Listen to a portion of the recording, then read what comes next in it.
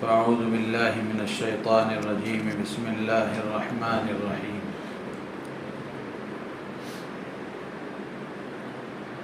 اذ قال یوسف لأبیہ یا ابت انی رأیت 11 کوکبا والشمس والقمر رأیتهم لی ساجدین قال یا بنی لا تقصص رؤیاک علی اخوتک فیکیدوا لک کیدا ان الشیطان للانسان عدو مبین۔ صدق اللہ العظیم۔ یہ سورہ یوسف کی آیتیں ہیں جو آپ حضرات کے سامنے پڑھی گئی۔ سورہ یوسف قرآن پاک کی بڑی عظیم الشان صورتوں میں سے ہے، جس میں اللہ تعالیٰ نے ایک ہی جگہ پر مکمل حضرت یوسف علیہ السلام کا واقعہ ذکر فرمایا ہے۔ دیگر انبیاء کرام علیہم السلام کے واقعات بھی قرآن میں بیان ہوئے ہیں، لیکن اللہ نے مصلحت کے پیش نظر الگ الگ پہلو کو الگ الگ جگہ پر بیان فرمایا ہے۔ تنہا حضرت یوسف علیہ السلام کا واقعہ ایسا ہے جس کو مکمل ایک جگہ بیان کیا گیا ہے، اور قرآن پاک میں اللہ تعالیٰ نے اس صورت کو احسن القصص بیان فرمایا، یعنی جتنے قصے قرآن پاک میں بیان کیے گئے ہیں ان سارے قصوں میں سب سے بہترین قصہ حضرت یوسف علیہ السلام کا ہے۔ اب اس کو سب سے بہترین قصہ قرار دینے کی مختلف وجوہات ہیں۔ حضرات مفسرین نے الگ الگ وجوہات بیان فرمائی ہیں۔ سب سے اہم بات یہ ہے کہ اس میں اللہ تعالیٰ نے حضرت یوسف علیہ السلام کے واقعے کے ذریعے سے انسانوں کی زندگیوں میں پیش آنے والے مسائل کا حل بیان فرمایا ہے، معاشرتی طور پر، سیاسی طور پر اور قیدی ہونے کے اعتبار سے جیل کے حالات، یہ سارے مسائل جو ایک انسان کو پیش آ سکتے ہیں اللہ تعالیٰ نے سورہ یوسف میں ان کو بیان فرمایا ہے۔ تو الغرض عرض یہ کرنا ہے کہ حضرت یوسف علیہ السلام حضرت یعقوب علیہ السلام کے بیٹے ہیں، اور حضرت یعقوب علیہ السلام بیٹے ہیں حضرت اسحاق علیہ السلام کے، اور حضرت اسحاق علیہ السلام کے والد ہیں حضرت ابراہیم علیہ السلام۔ تو اس اعتبار سے حضرت یعقوب علیہ السلام حضرت ابراہیم علیہ السلام کے کیا ہوئے؟ پوترے ہوئے۔ حضرت ابراہیم علیہ السلام کے پوتے ہوئے، اور حضرت یوسف علیہ السلام پڑپوتے ہوئے۔ حضرت یعقوب علیہ السلام کی 2 بیویاں تھیں، ایک بیوی سے 10 لڑکے تھے اور ایک بیوی سے 2 بیٹے تھے۔ یہ 2 بیٹے حضرت یوسف علیہ السلام اور ان کے چھوٹے بھائی بنیامین، یہ 2 بیٹے ایک بیوی سے تھے اور ایک بیوی سے 10 لڑکے تھے۔ حضرت یوسف علیہ السلام کی والدہ کا انتقال ہو گیا۔ حضرت یوسف علیہ السلام چھوٹے تھے، تو حضرت یعقوب علیہ السلام کو حضرت یوسف علیہ السلام سے بہت محبت تھی۔ ظاہر سی بات ہے کہ ہر باپ کو اپنے سارے بچوں سے محبت ہوتی ہے، لیکن اگر اولاد میں کوئی اچھے اخلاق کا بچہ ہے، خوبصورت بچہ ہے، اچھی عادتوں والا ہے، سچ بولنے والا ہے، اچھے کام کرنے والا ہے، پابند بچہ ہے، تو اس سے کچھ محبت کا اظہار الگ ہوتا ہے، اس سے کچھ محبت زیادہ ہوتی ہے۔ تو حضرت یوسف علیہ السلام سے بھی حضرت یعقوب علیہ السلام کو زیادہ محبت تھی۔ اس کی وجہ یہ تھی کہ آپ زیادہ حسین اور خوبصورت تھے، اور دوسری وجہ یہ تھی کہ آپ چھوٹے تھے، تیسری وجہ یہ تھی کہ آپ کی والدہ دنیا سے رخصت ہو گئی تھی، اور چوتھی وجہ یہ تھی کہ حضرت یوسف علیہ السلام بچپن ہی سے بہت ہی عمدہ صفات کے حامل تھے، اچھی عادتوں کے حامل تھے، اچھے اخلاق والے تھے۔ تو اس لیے حضرت یوسف علیہ السلام اور ان کے چھوٹے بھائی بنیامین سے حضرت یعقوب علیہ السلام بہت محبت فرمایا کرتے تھے۔ یہ محبت بڑے جو 10 بھائی تھے ان کو ہضم نہیں ہوتی تھی، تو ان بھائیوں نے حسد کیا۔ قرآن نے اس کو بیان فرمایا ہے، اذ قالوا لیوسف واخوہ احب الی ابینا منا ونحن عصبہ۔ بھائی 10 بھائی ہیں، وہ سب مل کر کہنے لگے باوجود یہ کہ ہم 10 آدمی ہیں لیکن ہمارے والد یوسف اور اس کے بھائی سے ہم سے زیادہ محبت کرتے ہیں، ہم سے زیادہ ان کو چاہتے ہیں۔ تو بھائیوں کو حسد ہو گیا، بھائیوں نے حضرت یوسف علیہ السلام سے حسد کیا۔ تو یہاں رک کر ایک بات یہ سمجھ میں آتی ہے، مفسرین نے لکھا ہے کہ اپنے لوگ بھی حسد کر سکتے ہیں، اپنے سگے لوگ بھی حسد کر سکتے ہیں، قریبی رشتہ دار قریبی لوگوں سے بھی حسد ہو سکتا ہے، ان سے تکلیف پہنچ سکتی ہے۔ پرائے لوگ تکلیف میں کام آ جاتے ہیں، اپنے لوگ تکلیف دے لیتے ہیں کبھی کبھار۔ تو حضرت یوسف علیہ السلام اور حضرت یعقوب علیہ السلام کے دوسرے بیٹے بنیامین سے حضرت یعقوب کو بہت محبت تھی، تو بھائیوں کو یہ بات ہضم نہیں ہوئی، تو انہوں نے حسد کرتے ہوئے یہ تدبیر سوچی کہ ان کو یہاں راستے سے صاف کر دینا چاہیے، ختم کر دینا چاہیے، یہ رہیں گے تبھی نا، انہیں کو ہٹا دیا جائے تو اب اس کے بعد ہم رہیں گے، ہمارے والد ہم سے محبت کریں گے۔ تو انہوں نے پلان کیا، اور پلان کر کے ایک لمبا قصہ ہے، لے جا کر کنویں میں ڈال دیا، پھر وہاں سے آپ ایک قافلے کے ساتھ چلے، پھر اس کے بعد مصر کے بازار میں فروخت ہوئے، پھر اس کے بعد مصر کے وزیر اعظم کے ہاتھ لگے، پھر اس کے بعد آگے چل کر اللہ نے آپ کو مصر کا بادشاہ بنا دیا۔ تو اس واقعے میں ایک سبق یہ بھی ملتا ہے کہ ہر مصیبت آدمی کو گرانے کے لیے ہی نہیں آتی، بلکہ بعض مصیبتیں ایسی ہوتی ہیں کہ ان مصیبتوں کو آدمی جھیل لیتا ہے، اللہ تعالیٰ اس کے بعد اس کو بہت اونچا اٹھاتے ہیں، بہت آگے لے جاتے ہیں۔ تو حضرت یوسف علیہ السلام کی ترقی کی جو ابتدا ہوئی ہے وہ ناگواریوں سے ہوئی ہے، مشکلات سے ہوئی ہے۔ اسی طریقے سے ہر ترقی میں بھی آپ دیکھ لیں، کوئی بھی آدمی ترقی کرتا ہے، اونچے عہدے پر جاتا ہے یا اونچی منزل تک پہنچتا ہے، تو اس کی ابتدا ناگواریوں سے ہوتی ہے، مشکلات سے ہوتی ہے۔ جب آدمی مشکلات کو برداشت کرتا ہے، پریشانیوں کو جھیل لیتا ہے، تو پھر آگے اللہ تعالیٰ اس کے لیے مراتب طے کرتے ہیں، درجے اس کے بلند کرتے ہیں۔ تو یہاں یہ بات عرض کرنا ہے کہ ان بھائیوں نے حسد کر کے حضرت یوسف علیہ السلام کو راستے سے ہٹانا چاہا۔ تو اس وقت میں جو سب سے اہم بات عرض کرنے کی ہے وہ یہ کہ حسد کرنا یہ کبیرہ گناہ ہے، حسد کرنا کبیرہ گناہ ہے۔ اور آج ہم اپنے معاشرے میں دیکھیں، حسد کی بیماری اتنی عام ہے اور اتنے زیادہ لوگ حسد کرنے لگے ہیں کہ کسی کی ذرا سی ترقی بھی کسی سے دیکھی نہیں جاتی۔ کوئی آدمی اچھا ہو گیا، اسے کچھ بھلائیاں حاصل ہو گئی، کچھ ترقی ہو گئی، کچھ اچھی پوزیشن پر آ گیا، کچھ اچھا گھرانہ اس کا بن گیا، تو اب لوگوں کی دیکھا نہیں جاتا، حسد کرنے لگتے ہیں۔ تو اس لیے حسد گناہ کبیرہ ہے اور حسد سے بچنے کی تاکید کی گئی ہے۔ یہ ایک معاشرتی گناہ ہے جس کی وجہ سے آج معاشرہ نفرتوں کی آگ میں جل رہا ہے۔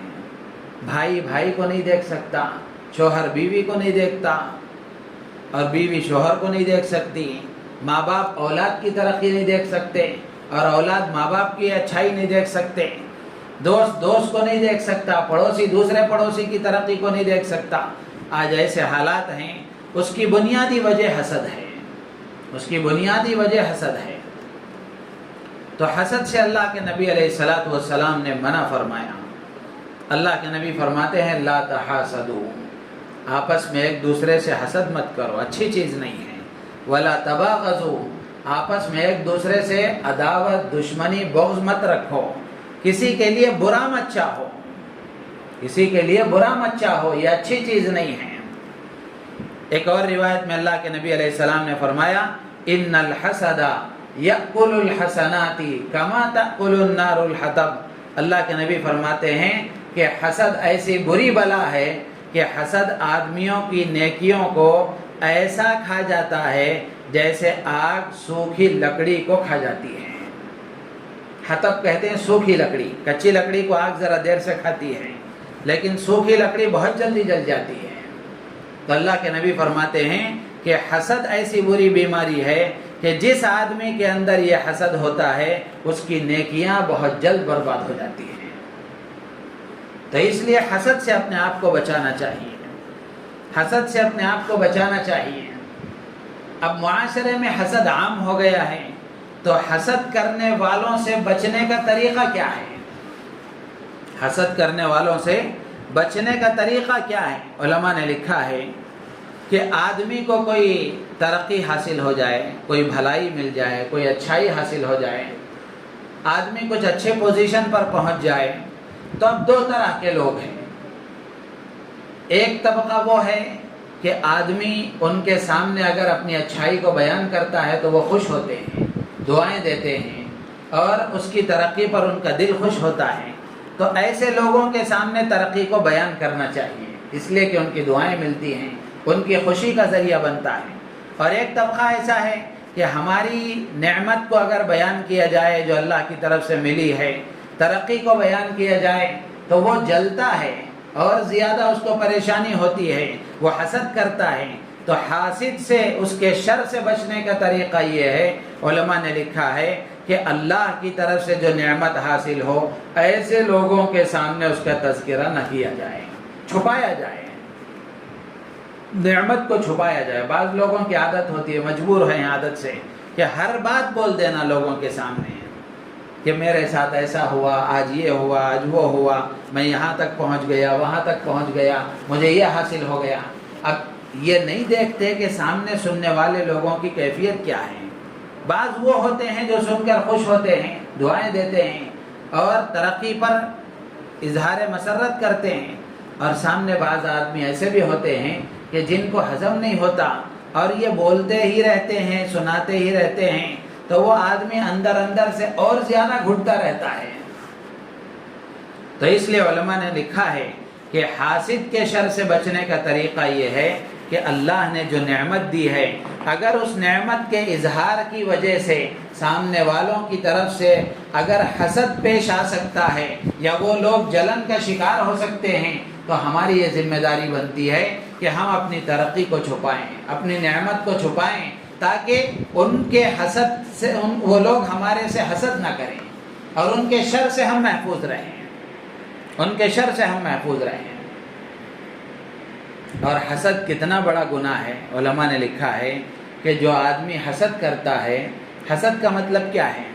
حسد کا مطلب یہ ہے کہ اللہ نے کسی کو کوئی نعمت عطا فرمائی ہے تو آدمی دل میں یہ خیال کرے کہ وہ نعمت مجھے ملے یا نہ ملے اس کے پاس سے ختم ہو جائے، اس کے پاس نہیں ہونا چاہیے۔ وہ آدمی جو اچھے طریقے سے ہے وہ اچھا نہیں ہونا چاہیے۔ اگر آدمی ایسا چاہتا ہے کہ اللہ نے اس کو جو نعمت دی ہے، اللہ کرے کہ وہ نعمت مجھے بھی مل جائے، اس کے پاس بھی رہے، وہ بھی ترقی کرے اور مجھے بھی ملے، اس کی گنجائش ہے، شریعت میں یہ مطلوب ہے۔ اس کو عربی میں غبطہ کہتے ہیں، رشک کرنا، تو اس کی گنجائش ہے، لیکن حسد کی گنجائش نہیں ہے۔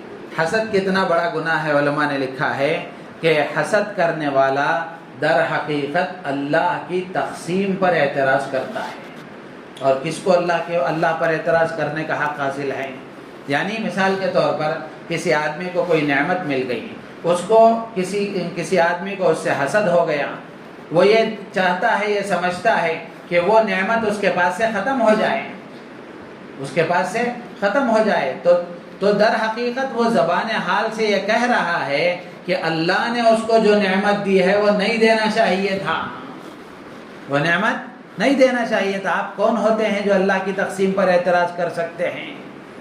آپ کو کس نے یہ حق دیا ہے کہ آپ اللہ کی کسی بندے کو دی ہوئی نعمت پر جل کر کے اللہ کو یہ مشورہ دینے لگے کہ اللہ آپ نے اس کو نعمت کیوں دی ہے، اس کے پاس سے ختم کر دیجیے؟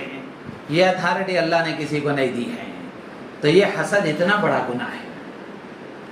اسی لیے کسی کو کوئی نعمت حاصل ہوتی ہوئی دیکھیں، ترقی کرتا ہوا دیکھیں تو آدمی کو دیکھ کر خوش ہونا چاہیے، ترقی کی دعا دینا چاہیے۔ ہاں اتنی گنجائش ہے کہ وہ یہ تمنا کر سکتا ہے کہ اللہ جیسے آپ نے اس کو وہ نعمتیں دی ہیں، جیسے آپ نے اس کو ترقی دی ہے، مجھے بھی عطا فرمائیے، مجھے بھی دیجیے، اس کی گنجائش ہے۔